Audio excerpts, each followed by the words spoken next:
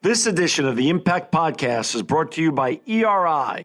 ERI has a mission to protect people, the planet, and your privacy, and is the largest fully integrated IT and electronics asset disposition provider and cybersecurity-focused hardware destruction company in the United States, and maybe even the world. For more information on how ERI can help your business properly dispose of outdated electronic hardware devices, please visit eridirect.com.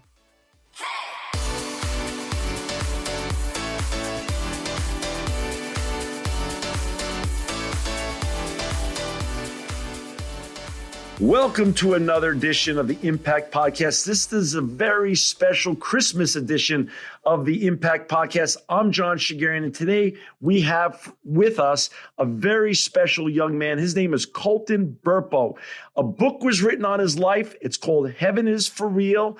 And Colton, I just want to say it's an honor, and I'm really grateful for you to be on the Impact with us on this special Christmas edition. Oh, well, thank you for having me. You know, you and I were talking about it a little bit off the air. For you, this is, I guess, 18 years in the making. For me, this is 10 years. I was blessed 10 years ago to be introduced to your family by a common family friend, Lynn Vincent, who wrote the original book, Heaven is for Real. And you were such a gracious young man when I ordered a bunch of your books, a couple cases from your mom and dad, and I asked for you to sign the books, and I have one of the original copies right here. I've given out many, dozens of copies, and people have been just moved by your story. But you were so nice to sign these books. Not only did you just sign your name, but under the words Heaven is for Real and inside the cover, you actually wrote, and you're going to like it, with an exclamation point.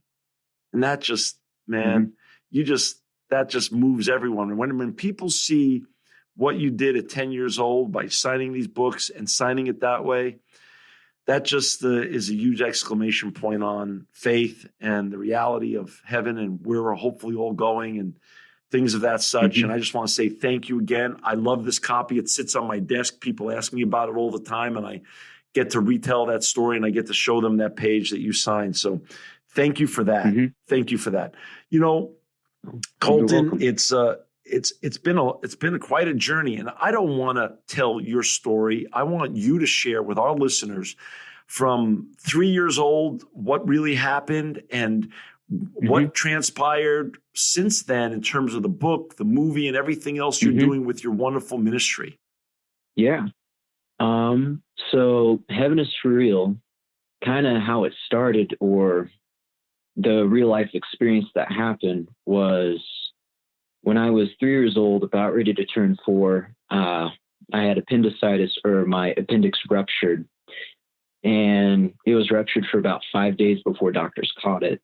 So when the doctors did finally catch that I had a ruptured appendix, I went into like emergency surgery right away. And during that first surgery, I got to go to heaven.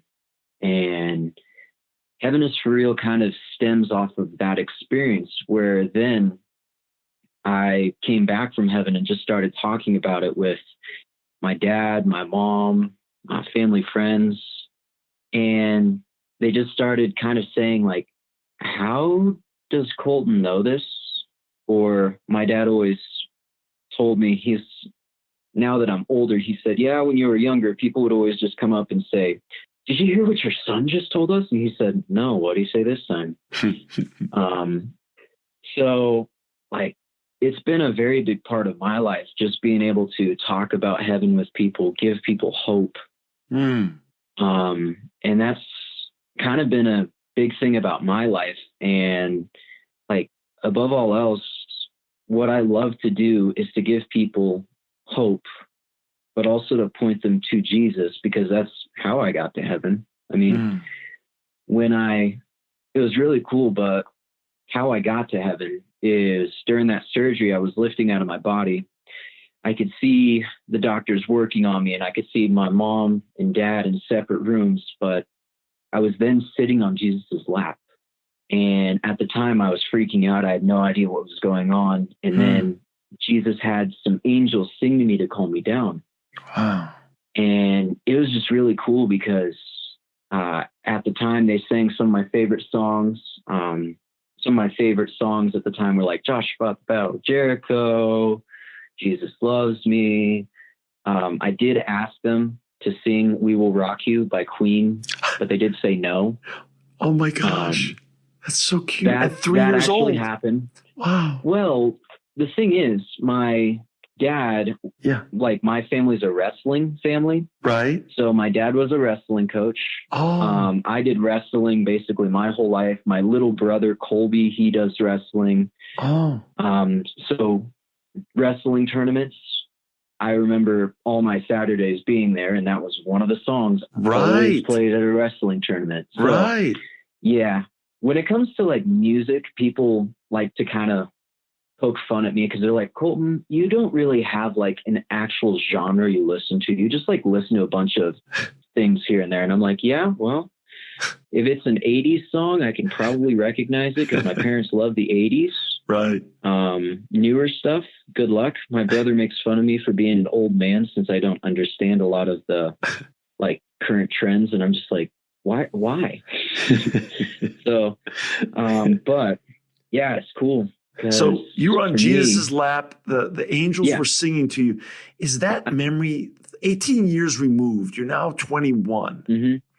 Is that memory, is that still vivid as it was when you were retelling the story after? Mm-hmm. Wow. That's fantastic. How was heaven? Was it, can you explain what heaven felt like? Is there a feeling that you could explain verbally? Is there a verbal way of actually explaining the whole feeling around you while you were there? So how I would describe heaven is, I would say the feeling is heaven feels like home. Wow. That's because we get to finally be with God. Like in heaven, another way that I like to describe it for people is have like 3 pictures in your head. The first one is have a perspective of a kid. Because how I remember heaven was very simple as a kid. As I've been growing up, learning more, I'd start to make things complicated because adults love to make things complicated, I've come to find out. So I try to view heaven through the perspective of a kid because it keeps it simple. The second is think of heaven as a city that never stops growing. So heaven is constantly growing for all the people that are coming in all the time. Right. And with heaven, there is room for everyone, but not everyone does make it to heaven. Right. Wow. And then the third one, and this is kind of the one that I use to kind of describe heaven to people just so that they can get an idea, is think of heaven as a perfect version of earth. Like heaven isn't like those old Tom and Jerry cartoons where you just kind of like sit on a cloud, play a harp and sing the whole time. Like in heaven, there's actually things to do. There's people, there's animals, there's angels. There's also grass, there's trees, there's water, there's buildings. There's more colors in heaven than there are down here on earth. There's also food in heaven. In heaven, I remember eating a lot of pizza and mac and cheese. Oh my gosh. And that might still be some of my favorite food today. So, hey, listen, if it's good for heaven, why not here on earth as well? You gave me hope now. Hey, you got me there. But yeah, that's some of the things I like to just talk with people about, like, because in heaven, it's perfect. In heaven, there is no sin, which for us, we don't know what that's like because here on earth, in all honesty, there's not really anything that's perfect. That's true. That's true. So it's cool because like even in heaven, like when I was in heaven, I was a little kid. Yeah. But like, it was weird because for me, I met my sister who was miscarried before I was born. So she was my older sister. She was in between my older sister, Cassie, who's now 24, right, and me. Oh. And when I met her in heaven, she was God. actually the first person I met. Oh, So when I was brought up to heaven, after Jesus had the angels sing to me, call me down, he had one of the angels fly me to heaven. And when the angels sat me down, it was like on this road that led through these gates into heaven. There was a little girl that came running out of heaven and just gave me this giant old bear hug. did you know who she was? Did you know who she was when she did that? At first, no. Okay. I was your typical like 3-year-old, 4-year-old boy who still believed in cooties. So I kind of just went, who are you? Why are you hugging me? What's going on? And after she let go, she told me who she was, that she was my sister, and that she was just so happy someone from her family was finally in heaven. And with my sister in heaven, she looks a lot like my older sister, Cassie. But when I saw her, she was a little bit smaller, but she was bigger than me. And she had brown hair like my mom instead of blonde hair. Oh, Toledo. But yeah, for kids, like if kids are miscarried, if they're aborted, or if they die at a young age, they go straight to heaven and they grow up in heaven. It's really cool. Wow. And another cool thing is in heaven for the adults, we get new bodies. So another person I met in heaven was my great grandpa, my dad's grandpa, Pop. Right. And I actually met him when I was in the throne room of heaven. And Pop just kind of walked up to me and he said, "Are you Todd's son?" I went, "Yeah." He said, "Well, I'm his grandpa." And it was cool because in heaven, if I wasn't with Jesus, I was with Pop and he was taking care of me. So it's really cool because family is still a really big thing in heaven. No kidding. But with Pop, when I saw him, he was like in his prime, like late 20s. Because he wasn't old. In heaven, nobody's old. Nobody needs glasses or anything to help them walk around. Everybody's young and healthy. And the really cool thing is in heaven, everybody has wings. Like what I remember is everybody was wearing these like white robes. They had different color sashes. I don't really know what they stood for. I just remember I had a red one. Pop had a blue one. Jesus had a purple one. Another thing is in heaven, we also have lights above our heads. They're not really like halos. They're more like flames. And then, everybody in heaven, except for Jesus and the Holy Spirit, have wings. So you're able to walk or fly everywhere. And it's really cool. No kidding. Wow. That is powerful stuff. For our listeners who've just joined us, this is the Christmas edition, a very special edition of the Impact Podcast. We've got Colton Burpo, who was the subject matter star of Heaven is for Real, the best-selling book and movie. And you could find Colton, his family, their books, and all the ministry that they're doing to give hope and healing to people around the world at www.heavenlive.org, heavenlive.org. You know, Colton, from 3 years old to now, a lot has happened. And a book was written by best-selling author Lynn Vincent, Christian writer Lynn Vincent, who's a common friend of mine and your family's, obviously, and that's how we met originally. Talk a little bit about the book coming out and all of that hubbub around the book and the movie and how you dealt with all of the attention that Hollywood and book writing and fame and fortune can thrust upon a wonderful family like yours. I'm not sure if you've ever gotten the chance to like talk with my parents in detail. No. But part of the reason why from when I had my experience in, what was it, 2003? Yeah. Yeah. So the book didn't come out until like 2010. Right. So there was a good 7-year span before we even wrote a book. Right. And the only reason we wrote a book is because God said do it. Right. So we were like, okay. My family, we never wanted to be famous. Right. Like, we were from Imperial, Nebraska. It's a tiny town of 2,000 people in the corner of Nebraska where Colorado and Kansas meet, a farm town. Right. And just kind of living there. I grew up there my whole life, and like, we never really expected all of this to happen. But yeah, when God said do it, we did it.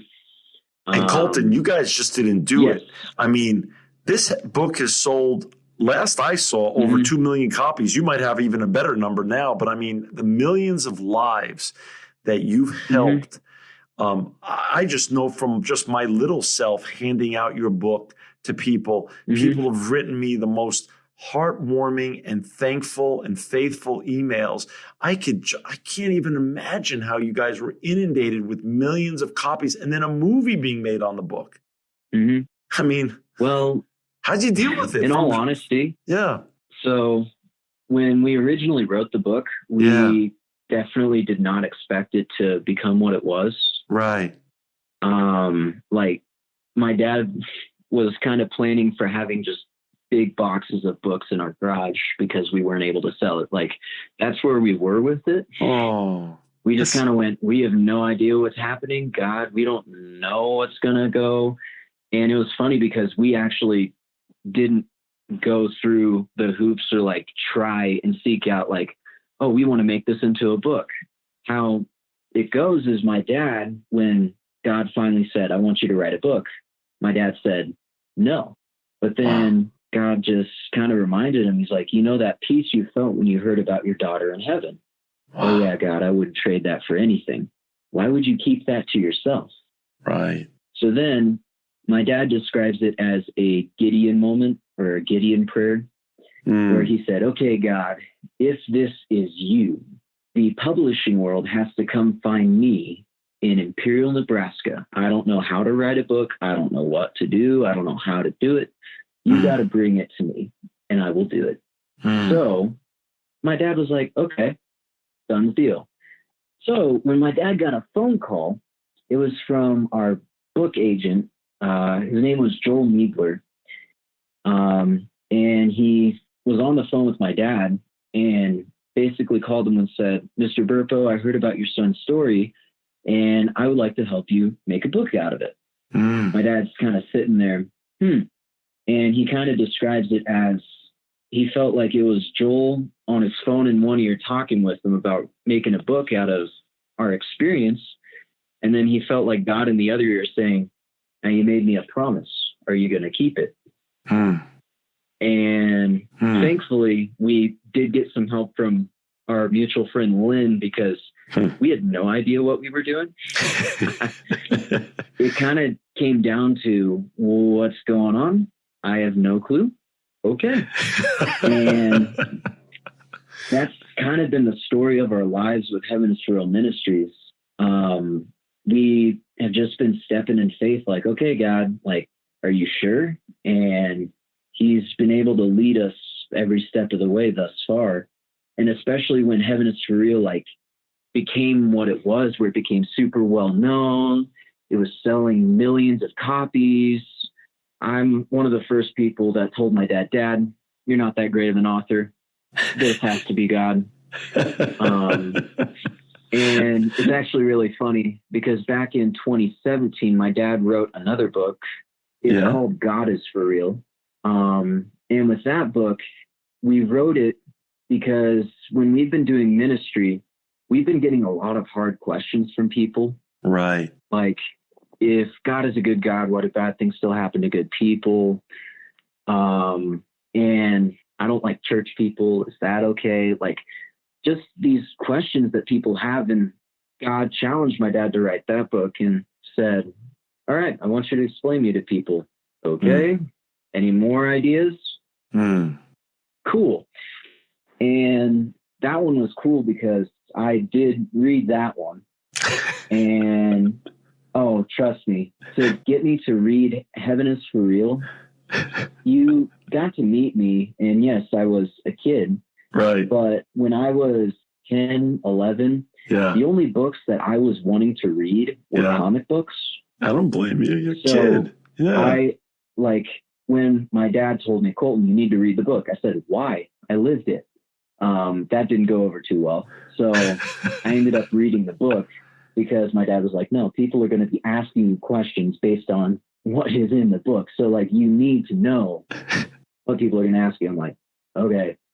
So when my dad wrote this other book, he had me read it. And he was like, Colton, what do you think? And I'm like, well, in the past 7 years, you became a better writer. So only a son can say that to his father. Colton, that's funny. That is good. Well, that's the other thing that I find interesting, or some people just don't realize, but my family, we're normal people, or we think we're normal, kind of. And it's just really cool because, we, like, even with Heaven is for Real, when it was in its heyday, like, I would say from probably like 2011 to 2014, when it was really big in the news, I was interviewing on like the Today Show, Kathy Lee and Hoda, Fox and Friends, like doing all that, doing events like once a month. I remember, I think my freshman year of high school, which was 2014, like 2013, 2014, I missed about 60 days of school, like oh my gosh, 40 to 60 days of school, just because I was gone for Heaven is for Real.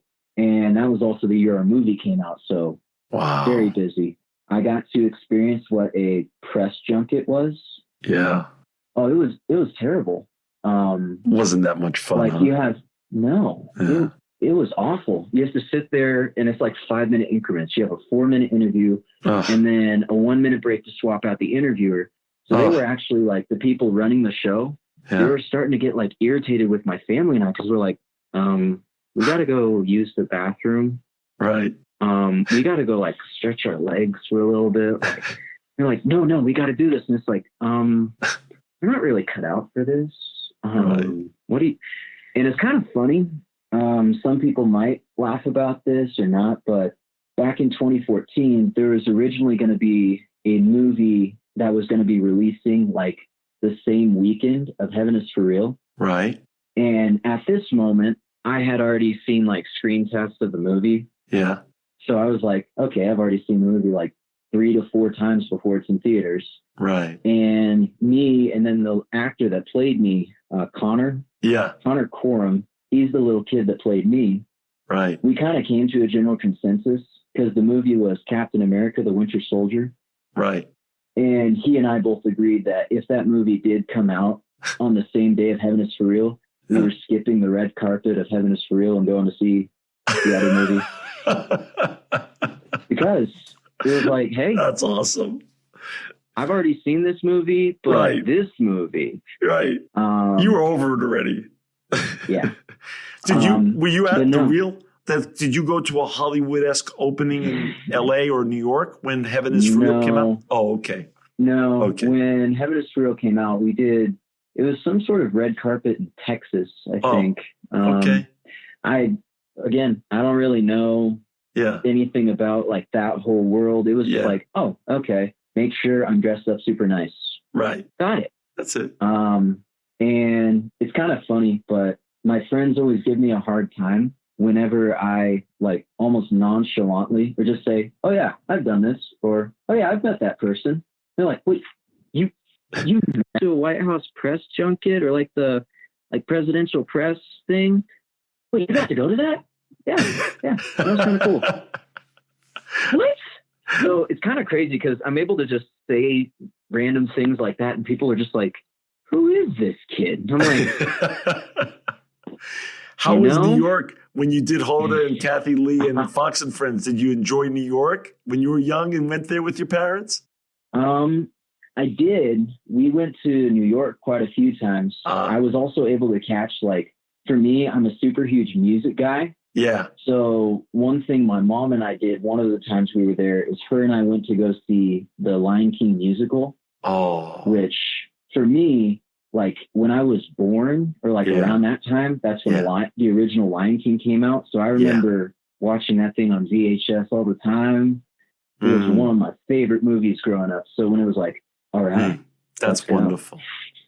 That's wonderful. So that was a lot of fun. And like even being able to just be in New York City was kind of cool. Like I've been able to travel all around the United States. I've been able to travel out of the country as well. Really? Where'd you go out of the country? Where'd you go out? So I've been able to go to Canada, Mexico, Spain, Singapore, Brazil, and then I was also able to go to Kenya. Kenya? Wow. How was it? Like Singapore's far and Kenya's far. How was? I mean, listen, I'm talking to a young man who's been to heaven, so everything's relative in life. Singapore and Kenya, I guess, are not that far. But how did you enjoy those trips? Well, being there, awesome. Yeah, traveling there, terrible. Yeah, I agree. Like the flight that we hopped on from the United States to Singapore. We had, what was it? It was like a 13-hour, it was either an 11-hour or 13-hour flight from Minneapolis to Japan. And then it was either 11 or 13 from Japan to Singapore. So we easily spent like almost a full day just on a plane. And it was like, when you like go to sleep on a plane, which is already super difficult, and you wake up and you still see water, it just... You're right. A little bit disappointing. But it was really cool because, and like if I get the opportunity to travel outside of the country more, I would, because I really love just being able to see what God is doing. Like for me, I don't think there's anything special about me or my family. Like, yeah, we got to experience this really cool thing, but at the end of the day, we're just normal people. That's so nice. And a lot of people give me a hard time because now when people figure out like who I am, because I work in construction now, and people are like, wait, you're the kid from Heaven is Real, like the book and the movie? Why are you working? Because I still need to make money, make a living. Right. But what's going on with that? Oh boy. What do you mean? It's kind of interesting that some people, they assume certain things where it's like, oh, you guys must be super rich. And it's like, no. I mean, at the end of the day, for us, we just live our lives and we try and help people as much as we can along the way. You're a special guy. It's a special family. For our listeners who just joined us, is Colton Burpo. He was the young little boy once when he's told the story, Heaven is for Real. Little boy's astounding story of his trip to heaven and back. He's now 21. He's with us today. This is our Christmas special. You can find Colton, his wonderful family, and their great ministry at www.heavenlive.org. I'm going to correct myself because I have one of your original copies where it says over 2 million copies in print. When I looked it up, Colton, during the show on your website, it actually, I stand corrected, over 12 million copies have been sold of Heaven is for Real. Your family is, I mean, this is the ministry that your family has done and how wonderfully humble you are at 21, where 21-year-olds who are far less successful and have made such a far less impact than you've made, and your mom and your dad and your siblings. It's just incredible how level-headed you are, and it's just a joy to have you here tonight with us. Let me ask you a question. What do you want to do from here on out? I mean, you have this ministry, and for our listeners also, it's the book is, it's not only Heaven is for Real anymore on the ministry, but Heaven is for Real. Heaven changes everything. Heaven is for Real for kids, Colton has done. Heaven is for Real for little ones, Colton has done. I mean, your family and you, Colton, are, and like you said, Dad wrote God is for Real. You've become a prolific family with a fantastic ministry. You're tonight, I know I'm in Fresno speaking with you. You're in Colorado. You're 21 and the world is still in front of you. What's your goal for as far as you could see? I mean, and sometimes at 21? I mean, it's hard at 21. You've got so much in front of you. What do you really want to do as of today? I know this can change tomorrow. I've had 21-year-olds before that are now older. But what are you thinking of today? Well, it's been interesting, especially I would say this last year for me. Okay. Because I would say the plan that I had for my life has changed drastically. Talk about that. How did it change? Like, what did you want to do? There's an old saying, Yiddish saying, God, man plans and God laughs. And I think that affects all of us. I think if we just open ourselves to that, talk a little bit about how what you wanted to do and where you've gone now and where it's taken you.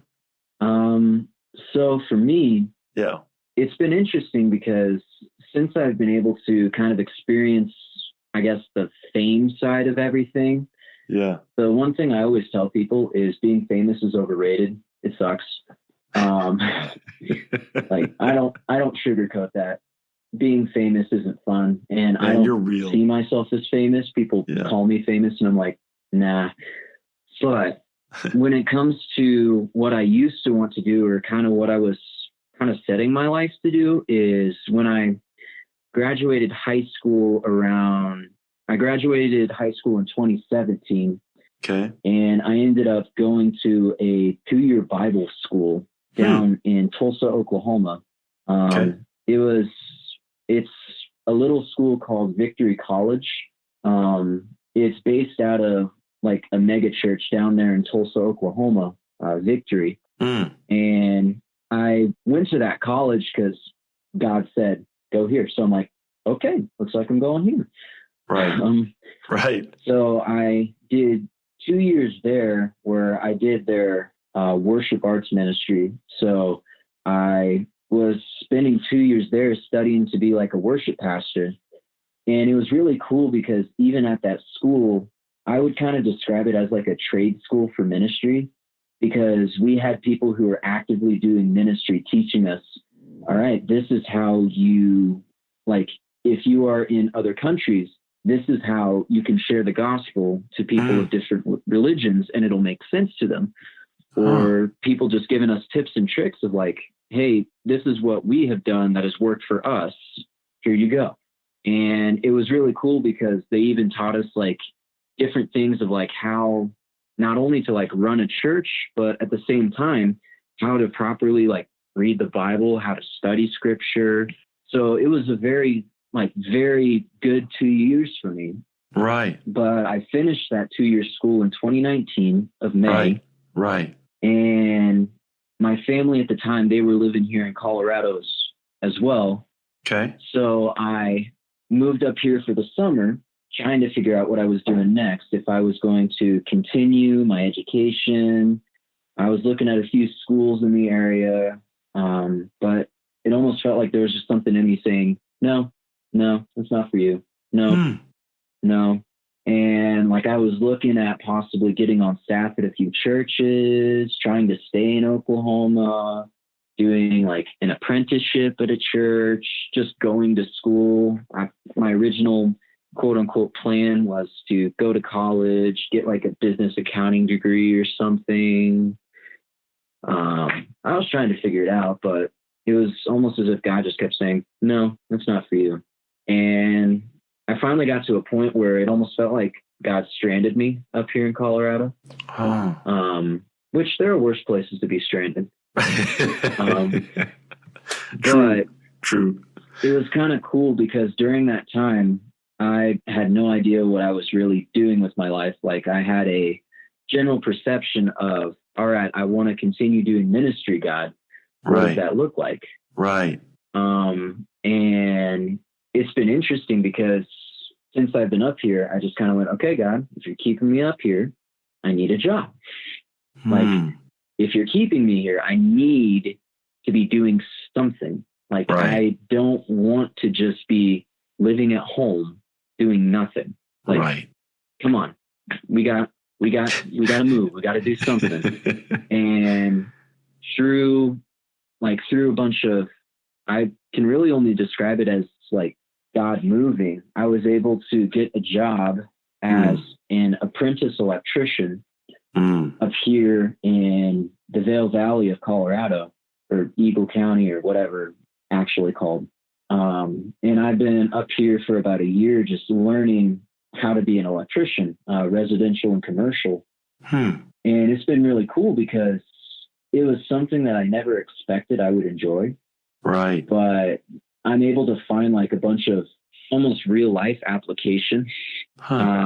Like I've been able to, in all honesty, see a bunch of like illustrations of what it's like when God comes and fixes up like different things in me, where it's like, oh, so this thing isn't wired properly, so that's why it's not working. All right, I just have to rewire it so that it's wired correctly.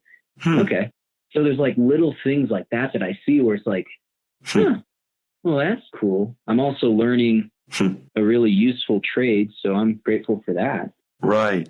And the thing for me is, I mean, I've been able to still do ministry here and there. My family isn't super busy with Heaven is For Real as we used to be. Right.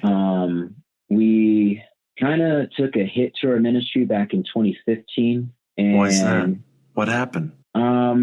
Well, back in 2015, I think I was like 16 years old. I was a sophomore in high school.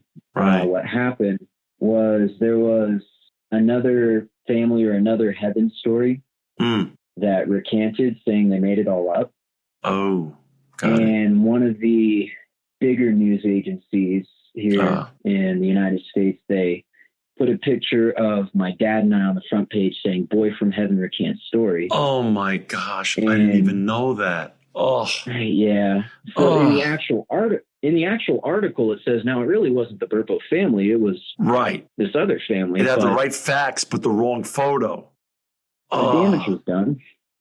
So that did kind of hurt our ministry for a bit, because it's interesting, but our family, we just tried to kind of live our lives in a way where it's like, hey, this is our testimony. This is what happened to us. Like, this is what we know. And like our family has experienced a decent amount of hostility just because we dare to say that miracles still happen and that Jesus is Lord. Like, so it's been interesting just seeing that side of it, because I mean, since the time I was about 11 to now, some people view me as a liar, a hoax. I made it all up. That's horrific. So I kind of had to grow up with that, or be kind of more guarded whenever I talk with people or make friends, because if anybody can, they will try to twist my words or try to do things with it. Right. I just have to be aware of it. And it kind of sucks, but it's how I've known life. But isn't that sort of, and it does suck. There's nothing wrong about saying it sucks. But but as an outsider, being me, when I've been to Billy Graham crusades. I really used to enjoy when he was alive going to his crusades. And I felt like just what you said, I think he lived a life of hope, faith, truth. But I think he also, like you said, you have experience with your family. He had his detractors that tried to trip him up and disparage their fear of miracles, fear of the truth, fear of faith.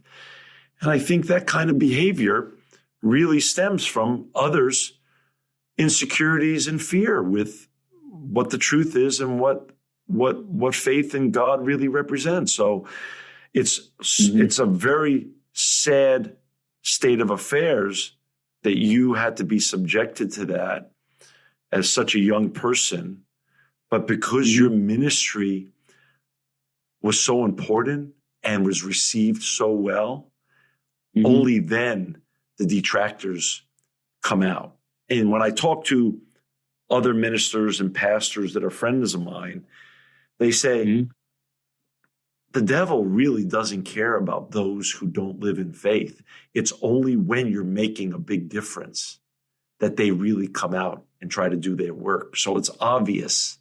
It's obvious that your work was working and that the detractors represented the other side trying to get in your way. So, but look at how I would assume how you evolved. You can't be this wonderful of a human being at 21 and this level-headed and humble without those experiences making you better somehow, right? I will say, I did go through, like, it felt like almost a year or two of my life where I honestly wanted to just give up ministry entirely. Just everything that was happening, all the just mean and nasty things that were happening to my family. Like whenever we go and do ministry events, we have to have like security at them because we've had threats on our life. And just kind of all the pressures that come with being recognized and known by a lot of people. Yeah, there was a good 2 to 3, well, not really 3, but more like 2 years that I considered just saying, you know what, is this even worth it? I don't blame you. And I will say one thing that I am very grateful for is the fact that God is very patient. Because for me now, I, like most people, if they met me, they wouldn't think, oh, he's a bad kid. Nah, Colton's a good kid. I mean, I grew up a pastor's kid, so a lot of people just assume things about me. And then I had the heaven kid thing on top of it. So some people, when they ever say, oh, you must be an angel, I'm like, no. Far from it. I'm still human like you. Exactly. But I had to get to almost a breaking point where what used to work no longer did work. Like I had to literally just basically get down on my knees and just go, God, where are you? Like, God, what's going on? Like, I need you. Right. And I had to get to a point where I needed to grow in my relationship with God, because for a while it almost felt like I was just coasting off of the fact I'm like, I've been to heaven. I'm good. I'm at Jesus. I'm all right. Which I can't blame you. I think I would have felt the same way. Hey, I've been there. I'm going back one day. This is all just in between. Yeah. That's interesting though. That's fascinating what you just said. I really appreciate what you just said. None of us are immune to being brought back to our knees and to being humbled. Yeah. But for me, the one thing, like, I've had some people ask me, like, what's the one thing you miss most from heaven? And as I've kind of grown up, my answer has kind of changed and matured as it does. When you get older, you start to either understand a few more things, or you're in different seasons of life, different moments of life. And for a while I was like, well, I really miss my sister. For a bit, I was like, I really miss playing with lions in heaven. Wow. That was really cool. Wow. Yeah, there are animals in heaven, so we get to play with them. That's cool. Really cool. But the one thing that I've kind of come back to, and it's been my answer for a while now, is, in all honesty, just being in God's presence all the time. In heaven, you get to experience what it's like to be in the presence of God the Father, Jesus, and the Holy Spirit all at once. And there's no distractions. Because here, since we do live in a fallen world, or in an imperfect world, we have to almost like fight to get in God's presence. There are so many things that can just distract us and pull us away from spending time with God. Whereas in heaven, those don't exist. And that's the thing that, for me, I do miss the most, just being that close and in constant fellowship with God.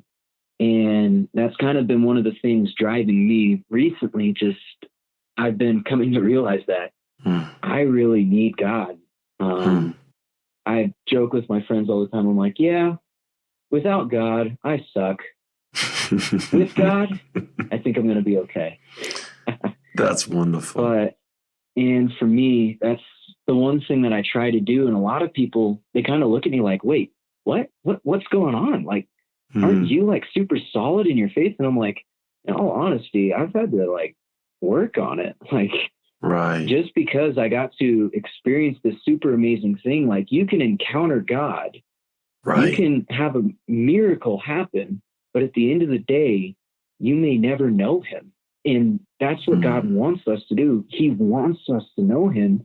And in the last few years where, in all honesty, it just felt like I've taken my walk with God more seriously, or at least like I recognize it more as, okay, God, I need you today.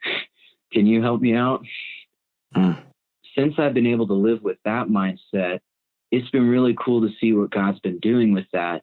The ideas God's been giving me, what he's wanting me to do. Because for me, like in all honesty, when people see the world getting super crazy around us, all the division in our country, with the election, with politics, everything happening all around the world, a lot of people are freaking out. They're like, what's going on? Why is it so crazy? For me, I don't know. I'm like viewing it a little differently, because I'm like, you know what? The world is getting crazier. That means Jesus is coming back soon. All right, let's go. Like, it's changed my perspective in a way where I'm like, okay, what am I doing today to be a light for Jesus? Like, I love that. What can I do to help someone? What am I able to do with the resources I currently have? And it's cool because whenever I'm like brainstorming or trying to figure out like, okay, God, what are you going to have me do?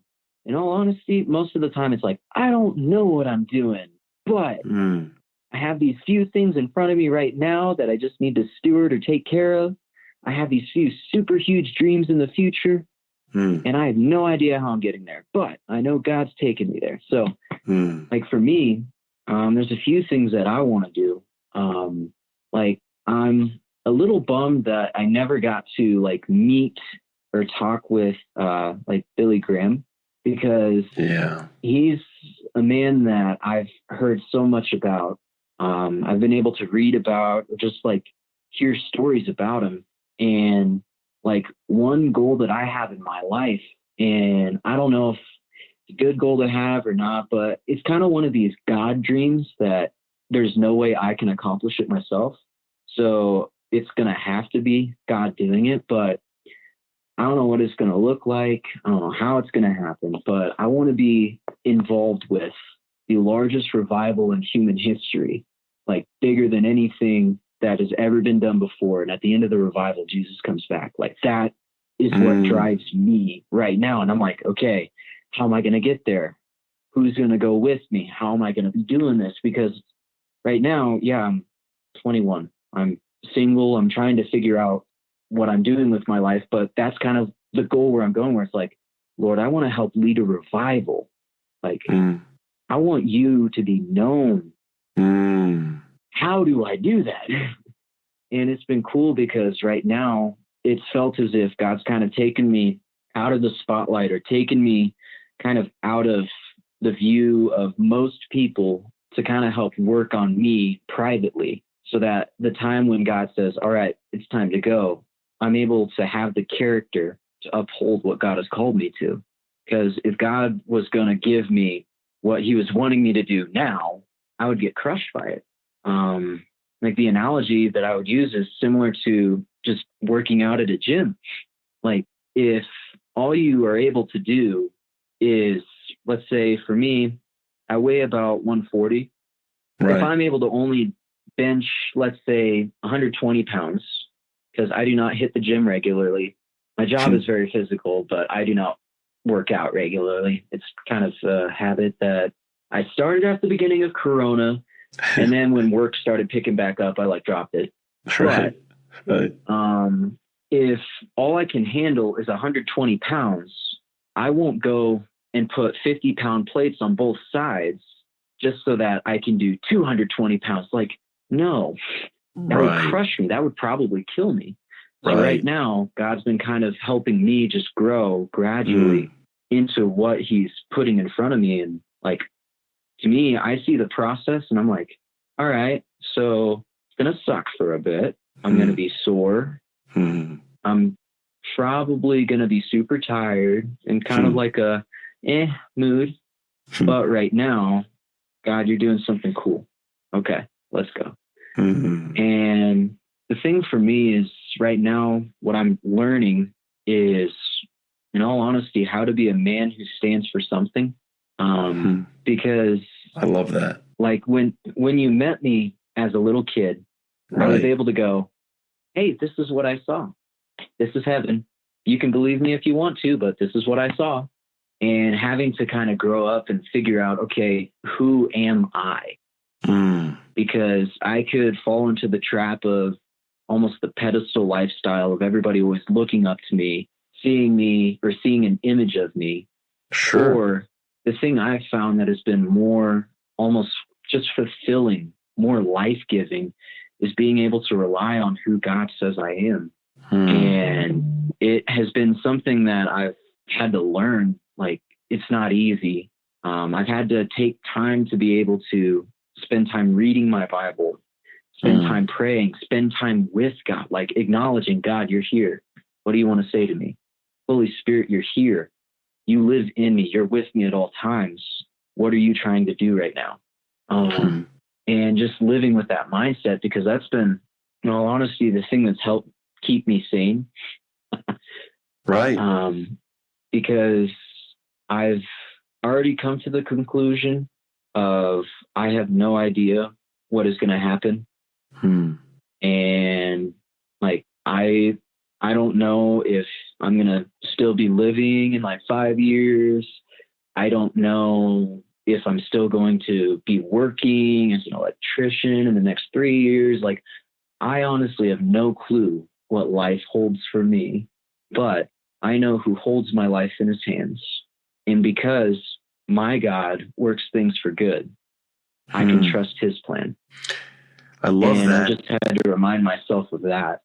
You know, Colton, you're so brutally honest, and the challenges that you faced are good to hear, because I don't think anyone gets through this journey without difficulties and challenges and losses and pain. Even Jesus didn't get through this thing unscathed. Why should we as mere mortals get through this unscathed? Since this is our Christmas edition, a very, very special edition, and you're here, and it's just a blessing to have you with us today.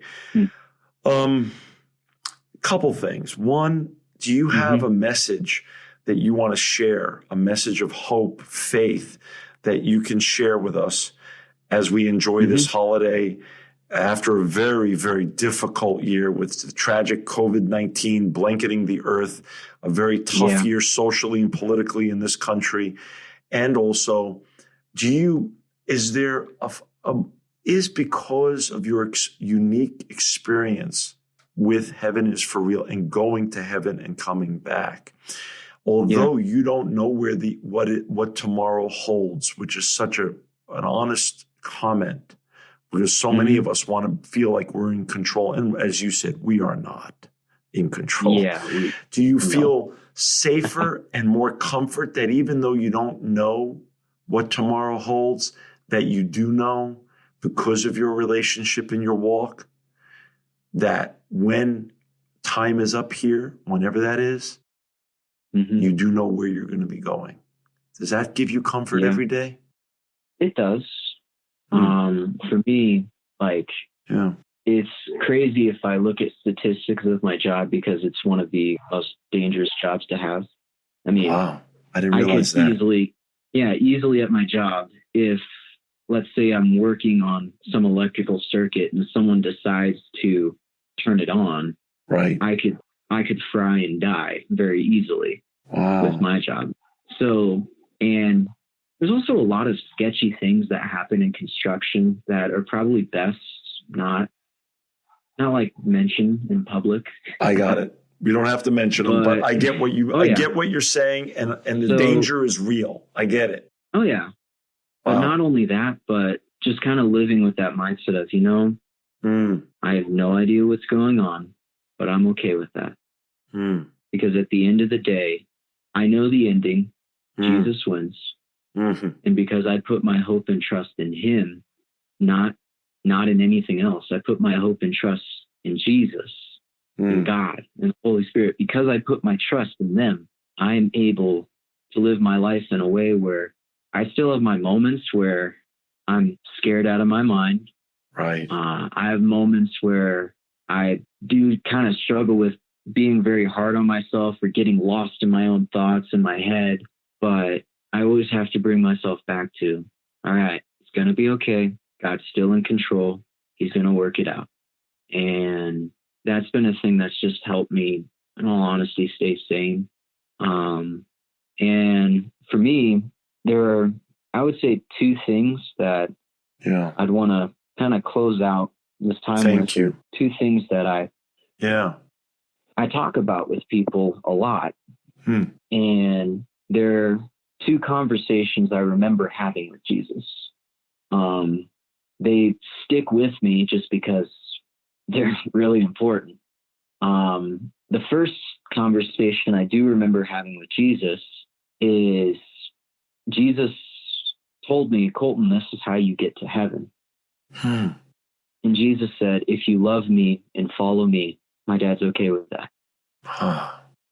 That's awesome. And that's one thing that I would say it is like, it's super simple, but it is very hard because the tension that I would say most people face, and especially Christians, is the tension of truth and love. For us to live our lives where we just are speaking truth all the time. This is how it is. This is the law. This is what is supposed to happen. This is how it goes. Like, that will not turn anyone, or that will not change anyone's opinion or anybody's mind by just telling them how they are very wrong. And going about it that way doesn't work. But at the same time, if you take the only love approach where, oh, it's okay, whatever you're doing is fine, it's all okay, at the end of the day, everyone makes it to heaven, and it's all sunshine and rainbows, that's not true love. Right. Because we have to balance the tension right in the middle, or we have to balance between the two. And like, the only way that I've learned, and like I've said, this is something I've been learning, I'm still learning, right, is how to find that middle ground of to speak truth in love. Like, it's both, not one or the other. Right. To be able to know what is right, to stand for something. However, to still have that viewpoint or that aspect of love, because I know for myself, I'm not a perfect man. Right. I definitely, like, the sin or the thing that separated us from God and us deserving to go to hell, I'll be one of the first people to say, I deserve it. Just personal mistakes I've made in my life or things that I've screwed up with. It's like, oh, I do not deserve to have a relationship with God. I should not have that opportunity. But because God loved us so much, he sent Jesus as a sacrifice so that he could die and come back to life so that we can have a relationship with his dad. And we can only do that through believing in him. Like, we can only do that by following him and by having a relationship with him. And the second thing, or the second conversation I remember having with Jesus, I remember I was looking around heaven and I noticed that everybody was young, they were healthy, and like, everybody was happy. And I noticed that with Jesus, he still had his markers, or the wounds that he had from when he hung on the cross, and his hands and the tops of his feet.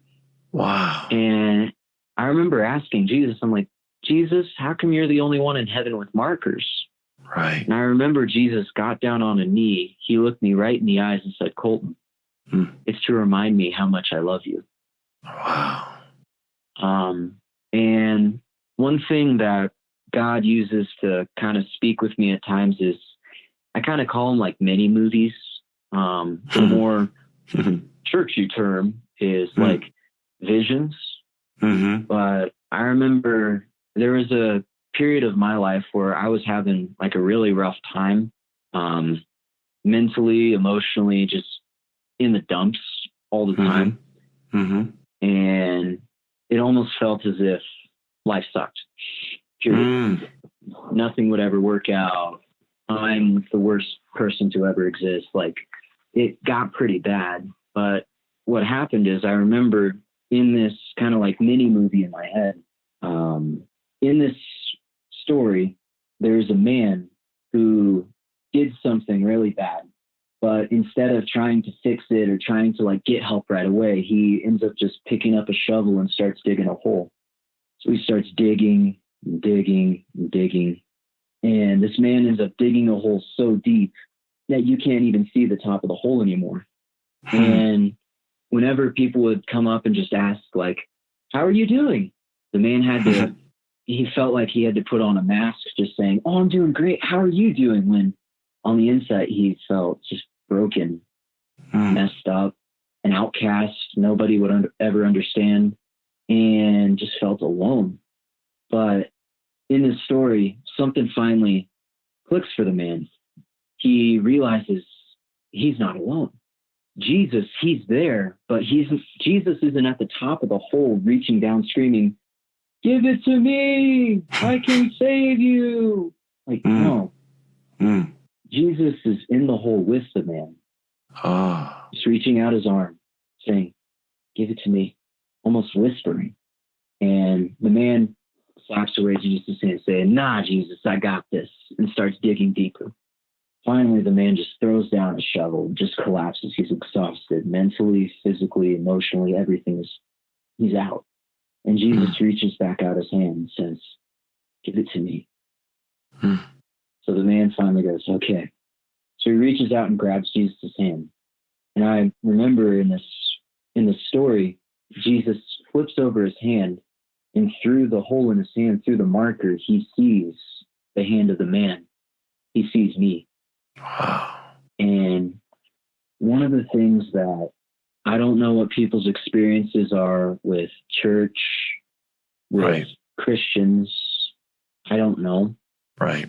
But the one thing I do know is God made us. Like, it says that he knit us together in our mother's wombs. Like, God designed us. He made us special. Right. And God loves us so much that he wants to have a relationship with us. And the thing is, I don't believe anyone is ever too far gone, because the God that I serve, the God who created heaven and earth, he's a lot bigger than everything. Like, God the Father, he's massive. And when you are the creator of everything, literally anything is possible. And just to kind of give hope to either your listeners or to anyone who ever just gets to listen to this. Right. God does love you and wants a relationship with you. All we have to do is humble ourselves. We have to say, God, I'm sorry. I've been trying to do it my way and it hasn't been working out. God, I need you. And just being able to come to that point where we recognize our need for God, because God wants to be in our lives. He wants to be involved, but he can only do it if we let him. I love it. On that, we're going to leave it. We got to leave ourselves open for God. And Colton, you wrap this thing up better than any person on the planet. For our listeners out there, this has been a very, very, very special Christmas edition with Colton Burpo. He is the subject matter. He is the person who was the focus of the best-selling book, 12 million or more copies, Heaven is for Real, a little boy's astounding story of his trip to heaven and back. Today we had the young man who's now grown up, Colton Burpo, and to find his great ministry that he is part of with his mom, his dad, his siblings, please go to www.heavenlive.org. heavenlive.org. It's not only Heaven is for Real there, but also all of the great books that the Burpos have written, including Colton's follow-on books, Heaven is for Real for kids and Heaven is for Real for little ones. And of course, Heaven Changes Everything. And his dad's book, God is for Real. Colton Burpo, as a human being, I'm just so grateful for you personally and for your ministry. As a Christian, God bless you and your family. Your message is so important. I'm so lucky and blessed to have been able to host you today and get to share your experience and your word with our listeners. Continued success. I look forward to the day that I get to meet you finally in person and shake your hand, give you a hug, and thank you for all that you've done in faith and hope for people around the world. God bless you again, Colton Burpo, and thank you for joining us on the Impact Podcast. Thank you for having me.